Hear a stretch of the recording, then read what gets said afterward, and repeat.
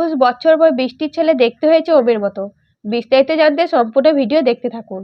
বৃষ্টি বিটিপুরে আছে জানার সাথে সাথে অলোকেশ দলবল নিয়ে বিটিপুরে যেয়ে উপস্থিত হয়।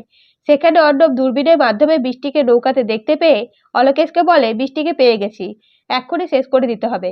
কিন্তু অলোকেশ বৃষ্টির সাথে ওমকে দেখতে পেয়ে প্রথমে ভয় পেয়ে যায়।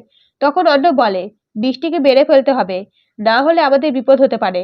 এই কথা শুনে অলোকেশ বৃষ্টির দিকে বন্দুক তাক করে আর বলে আমি পারবো না, যদি ওমকে গুলি লেগে যায়। তখন অর্ণব বলে ঠিক আছে, আপনাকে কিছু করতে হবে না, আমি যা করার করছি। এই বলে অর্ণব বৃষ্টিকে গুলি করলে মেঘলা গঙ্গাতে পড়ে যায়। সঙ্গে সঙ্গে ওম ওই গঙ্গাতে ঝাঁপ দেয় মেঘলাকে বাঁচানোর জন্য এবং মেঘলাকে বাঁচিয়ে নেয়। অন্যদিকে মল্লিকা দি জানলা দিয়ে সব দৃশ্য দেখতে পেয়ে ছুটে গঙ্গাতে এসে উপস্থিত হয়, কিন্তু বৃষ্টি ওমকে বাঁচাতে পারে না। এরপরে গল্প 21 বছর এগিয়ে যায়। বৃষ্টি ওম আর প্রমিতা ছবিতে মারা দেখে ঠাম্মি কষ্ট পেতে থাকে। এদিকে অলোকেশ শিক্ষামন্ত্রীর পদে নিযুক্ত হয়। তখন মেঘলা শিক্ষামন্ত্রীর বিরুদ্ধে আন্দোলন শুরু করে, যেন কলেজের বেতন 2 বছরের জন্য কমানো হয়। অন্যদিকে আনন্দ ঠাকুর আর স্মৃতি বসে আশ্রমের হিসাব নিকাশ দেখতে থাকে।